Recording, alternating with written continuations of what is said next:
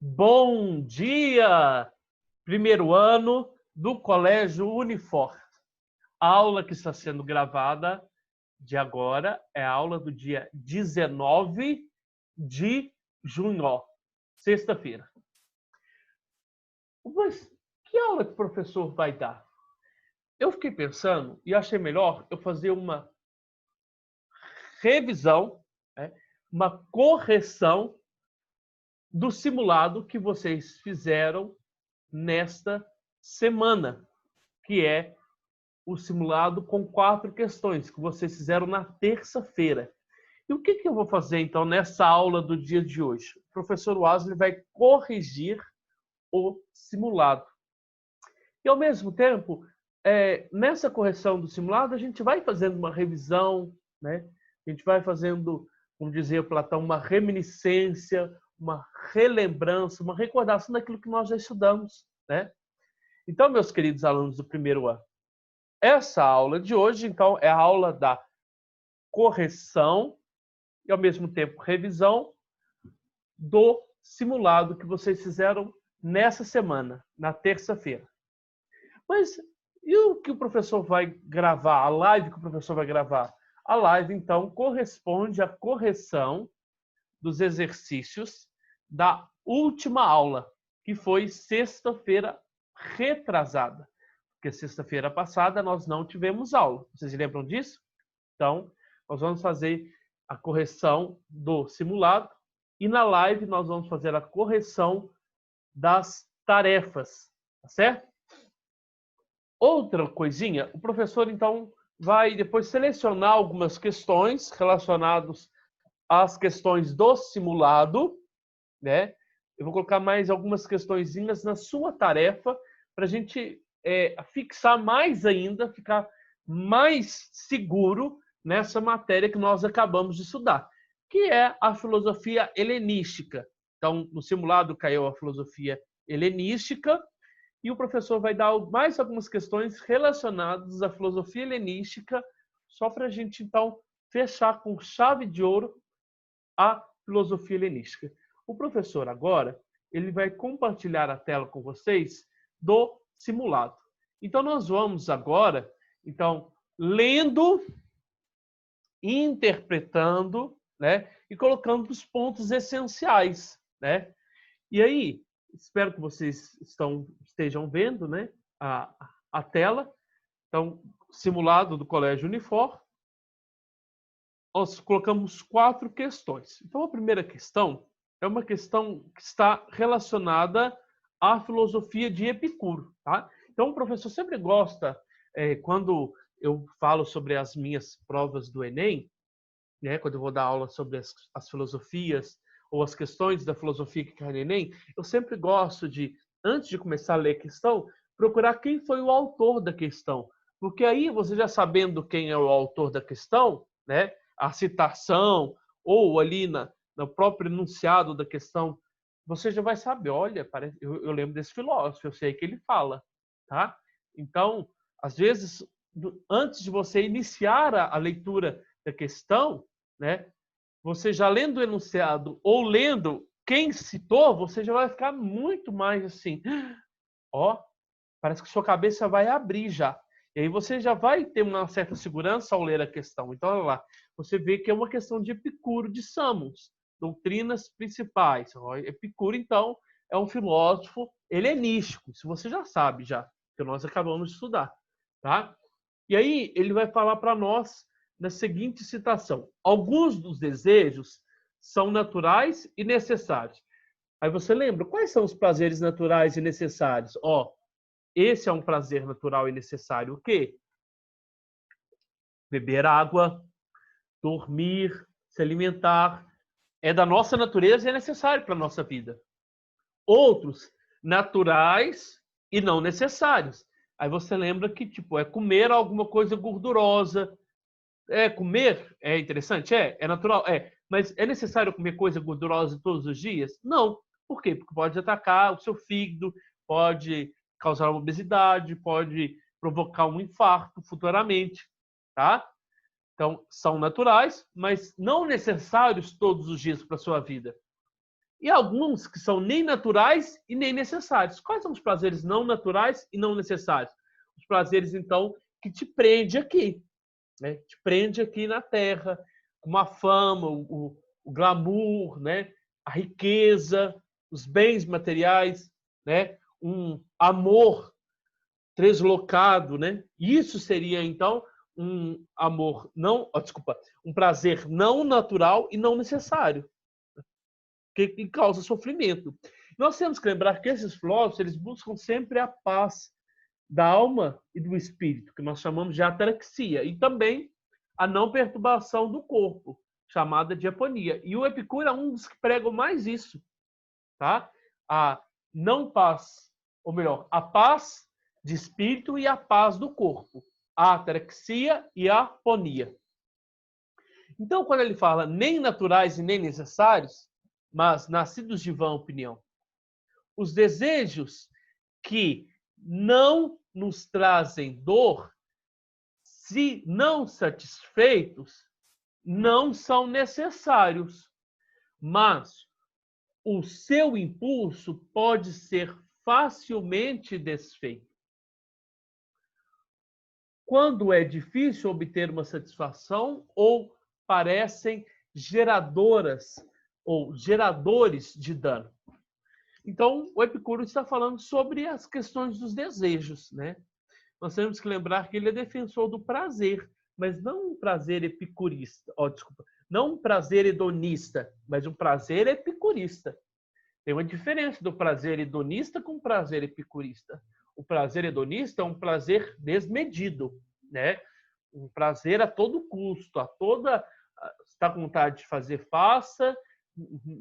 Você não importa se isso vai interferir na sua vida, se não vai interferir. E o Epicuro, não, o Epicuro é mais tranquilo. Ele fala que o prazer é a base da felicidade, mas você tem que saber controlar esse prazer. Por isso que ele define os naturais e não necessários, e os não naturais e não necessários para a sua vida. Tá? Tá vendo que tem uma diferença? Então, no fragmento da obra filosófica de Epicuro, o homem tem como fim, qual a finalidade da vida do homem? Qual é o sentido da vida do homem? Valorizar os deveres e as obrigações sociais? Cumprir as leis? Pagar impostos? É isso que o ser humano vai se comprazer, quer dizer, a sua realização como pessoa vai se dar nisso, né? Segundo, aceitar o sofrimento e o rigorismo da vida com resignação, parece um pouco do estoicismo, né? C, alcançar o prazer moderado e a vida feliz, alcançar o prazer moderado e a vida feliz, essa seria a questão certa.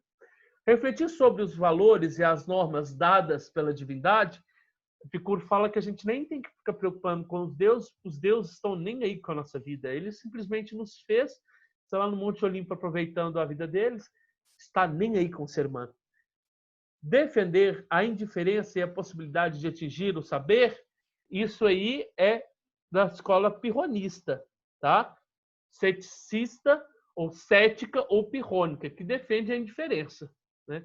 Você não vai alcançar uma vida feliz, tá? Então, a primeira questão aqui, ó, seria a questão C, tá? Letra C. Vamos para a segunda. Em relação às escolas helenísticas e imperiais, enumere a segunda coluna de acordo com a primeira. Então, lá, vamos lá, nas alternativas para a gente ir marcando, tá? Fundada por Zenão de Sítio, ensinada em Atenas, na Estóia Poiquilé, quer dizer, no Pórtico Pintado, né? Lugar chamado Pórtico Pintado. Entre seus representantes, na Roma Imperial, destacam-se Sêneca, Epiteto e Marco Aurélio. Zenão de Sítio. Então, qual escola que é essa? Hein? Qual escola que representaria essa escola? Então, a questão primeira seria o cinismo, o epicurismo, o estoicismo ou o ceticismo. Seria, então, a questão 3, o estoicismo, que defende o quê? Que defende que você, como ser humano, tem que aceitar que o grande cosmo, o macrocosmo, está ordenando a sua vida. Vamos lá para a segunda. Desenvolver uma argumentação para mostrar que é necessário suspender o juízo, recusar sua adesão a todo dogma e alcançar, assim, a tranquilidade da alma, a paz de espírito. Então, você vai alcançar a paz de espírito, não ficar debatendo com os outros o que é certo, o que é errado, né? Ah, isso é certo, não, isso é errado. Nós nunca vamos atingir uma verdade absoluta. Então, qual que é o melhor caminho? Epoqué, fazer epoqué. O que é epoqué? Suspender o juízo, né? Em Roma, nós temos em primeiro momento, nós temos o Pirro, depois nós temos o Sexto Empírico. Foi considerado um dos seus representantes e escreveu os esboços pirrônicos, né? Então, começa com Pirro e finaliza com o Sexto Empírico. Então, que escola seria essa? Seria a escola pirronista ou a escola número 4 ali, ó, a escola do ceticismo. Quem é cético? Aquele que não acredita que não vai atingir uma verdade absoluta e encontrar uma resposta real para a sua vida, uma resposta a qual todos devem seguir, a qual todos nós vamos atingir, como afirmava Platão, né? Essa possibilidade de atingir alguma coisa universal. Então, vamos lá.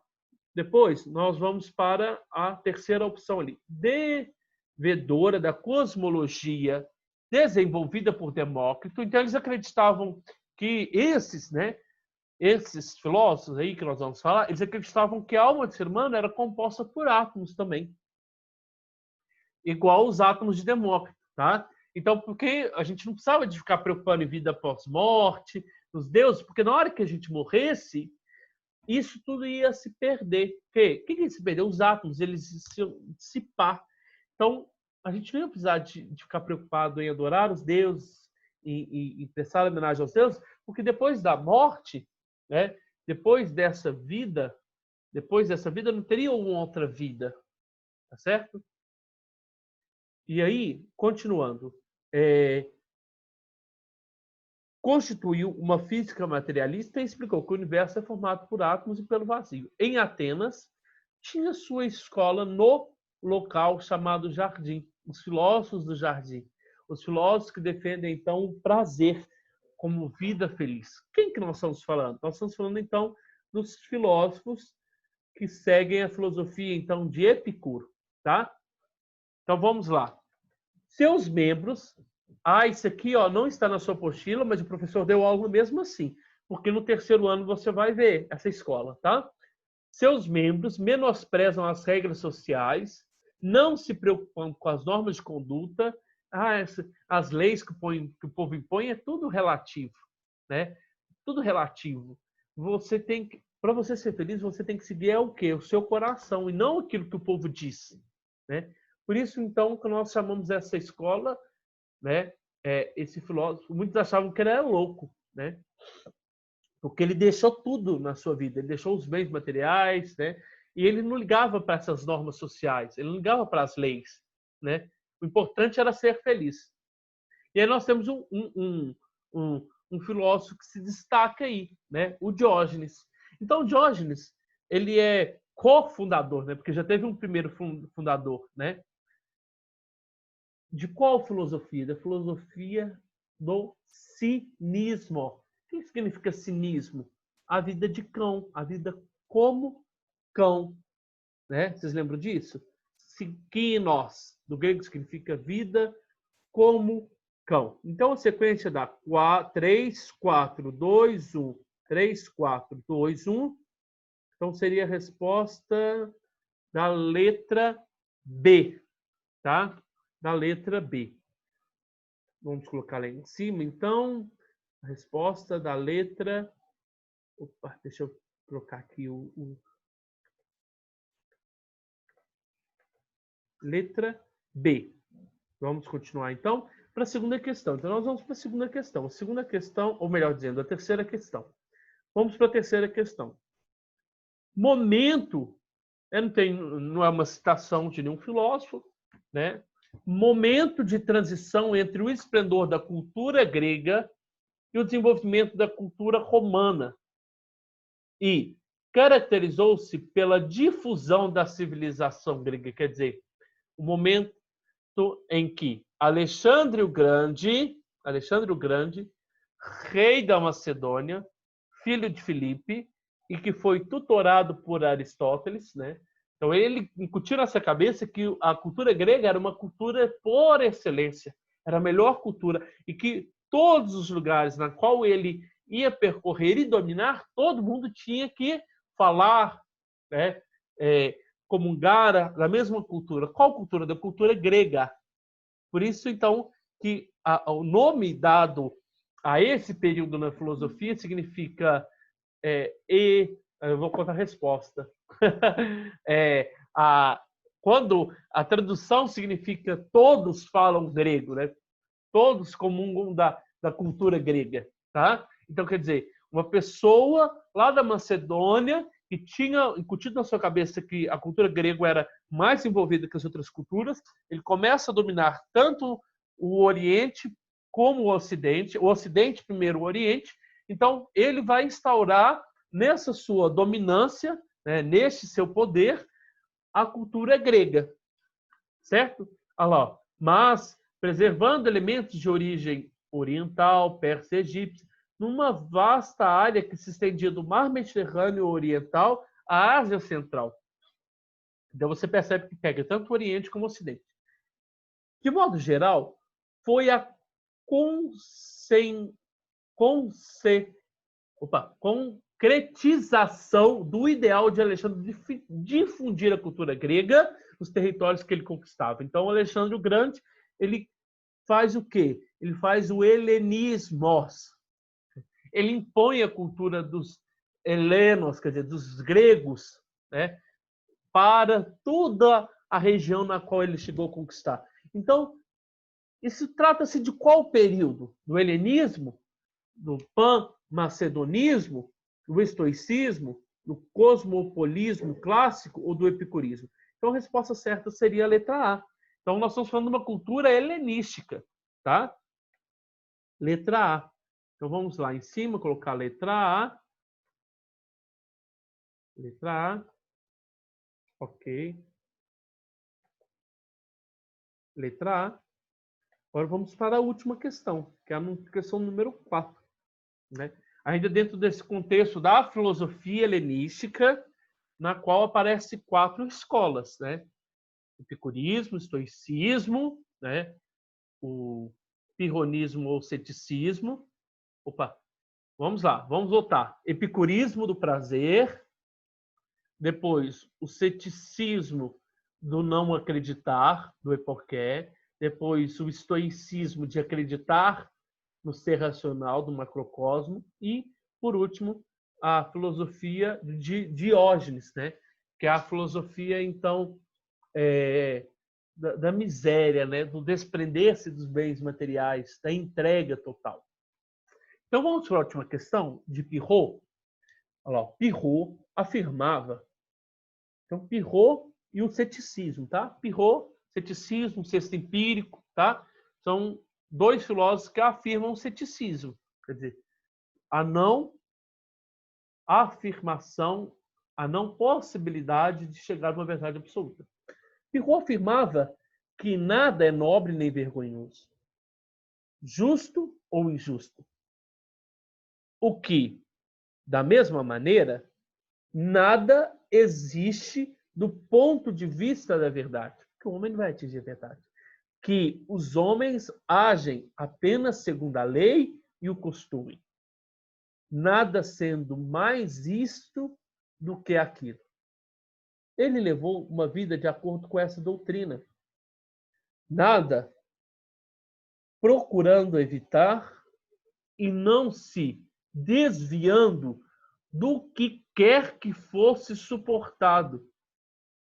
Tudo, carroças, por exemplo, precipícios, cães, nada deixando ao arbítrio dos sentidos.